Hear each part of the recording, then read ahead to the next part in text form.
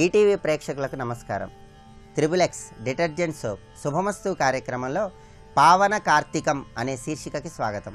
ఈ శీర్షికన కార్తీక మాసంలో వచ్చే సోమవారం సందర్భంగా సోమవార వ్రతాన్ని ఎటువంటి విధి విధానాలతో ఆచరించాలో, తద్వారా ఎలాంటి ప్రయోజనాలను సిద్ధింపజేసుకోవచ్చో పరిశీలిద్దాం.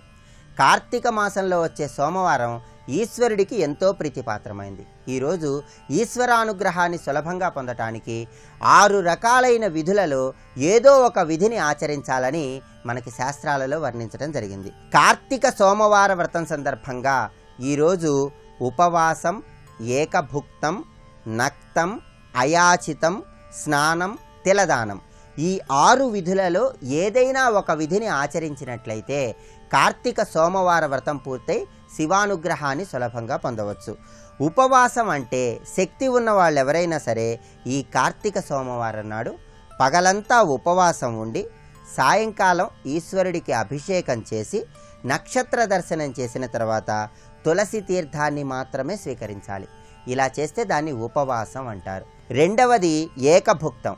ఉపవాసం చేయటం సాధ్యం కాని వాళ్ళు ఎవరైనా సరే ఉదయం కార్తీక స్నానాన్ని ఆచరించటం, వీలైన విధంగా కార్తీక దానాన్ని ఆచరించటం చేసుకొని మధ్యాహ్న సమయంలో భోజనం చేసి రాత్రికి భోజనానికి బదులుగా శైవ తీర్థమో తులసి తీర్థమో స్వీకరించాలి. అంటే విష్ణు సంబంధమైన ఆలయంలో కానీ ఈశ్వర ఆలయంలో కానీ తీర్థాన్ని స్వీకరించినట్లయితే ఏకభుక్తం పూర్తవుతుంది.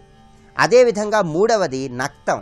నక్తం అంటే పగలంతా ఉపవాసం ఉండి రాత్రి సమయంలో నక్షత్ర దర్శనం చేసుకొని ఆ తర్వాత భోజనాన్ని కానీ స్వల్ప ఆహారాన్ని కానీ స్వీకరించాలి. నాలుగవది అయాచితం.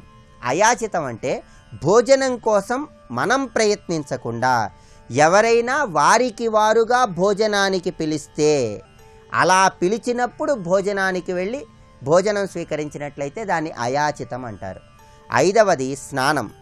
ఇవన్నీ చేయలేని వాళ్ళు ఎవరైనా సరే కేవలం కార్తీక స్నానాన్ని ఆచరించినా కూడా శివానుగ్రహాన్ని సులభంగా పొందవచ్చు.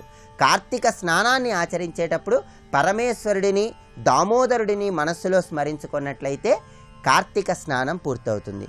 ఇక చివరిది తిలదానం. తిలదానం అంటే ఎటువంటి మంత్రాలు జపం చేయలేని వాళ్ళు, ఎటువంటి ఉపవాసాలు ఉండలేని వాళ్ళు, ఎటువంటి స్నానాలు ఆచరించలేని వాళ్ళు ఎవరైనా సరే ఈరోజు ఈశ్వరుడిని పూజించి ఈశ్వరుడి ప్రీతి కోసం నువ్వులను ఎవరికైనా దానంగా ఇవ్వాలి. ఇలా ప్రత్యేకమైన విధి విధానాలతో ఈ 6 దేన్నైనా సరే ఆచరించినట్లయితే కార్తీక సోమవార వ్రతం పూర్తవుతుందని, ఇలా కార్తీక సోమవార వ్రతాన్ని ఆచరించినట్లయితే శివానుగ్రహం ద్వారా సకల కార్యసిద్ధిని పొందవచ్చని శాస్త్రాలలో వర్ణించడం జరిగింది. అదేవిధంగా కార్తీక మాసంలో వచ్చే బహుళ పంచమి సందర్భంగా ఈరోజు పులుపుతో ఉన్నటువంటి ఆహార పదార్థాలను పరిహరించాలని ధర్మశాస్త్రంలో వర్ణించడం జరిగింది. అలాగే ఈరోజు వీలైతే కార్తీక బహుళ పంచమి సందర్భంగా స్వయం పాకాన్ని కానీ విసనకర్రను కానీ ఎవరికైనా దానంగా ఇవ్వాలి. అలాగే సకల నాగదోషాలు, సర్పదోషాలు, కాలసర్పదోషాలు వీటన్నిటినీ తొలగింపజేసుకోవటానికి ఈరోజు ఆదిశేషుడిని మనస్సులో స్మరించుకోవాలి. ఓం ఆదిశేష నాగాయ నమః అనేటటువంటి మంత్రాన్ని ఈరోజు వీలైనన్ని సార్లు ధ్యానం చేసుకున్నట్లయితే ఆదిశేషుడి యొక్క అనుగ్రహం ద్వారా సకల నాగదోషాలు, సర్పదోషాలు నివారింపజేసుకొని చక్కటి శుభ ఫలితాలను పొందవచ్చు. అందువల్ల ప్రతి ఒక్కరూ కార్తీక మాసంలో వచ్చే బహుళ పంచమి సోమవారం సందర్భంగా ప్రత్యేకమైన విధి విధానాలతో సోమవార వ్రతాన్ని ఆచరించండి. అదేవిధంగా ఆదిశేషుడిని పూజించండి. ఆదిశేషుడి యొక్క అనుగ్రహాన్ని, ఈశ్వరుడి యొక్క అనుగ్రహాన్ని పొంది సకల కార్యాలలో జయాన్ని సిద్ధింపజేసుకోండి. రేపటి శుభమస్తు కార్యక్రమంలో పావన కార్తీకం అనే శీర్షికన కార్తీక మాసంలో వచ్చే బహుళ షష్ఠి సందర్భంగా ఎటువంటి విధి విధానాలను పాటించాలో, తద్వారా ఎలాంటి ప్రయోజనాలను సిద్ధింపజేసుకోవచ్చో పరిశీలిద్దాం.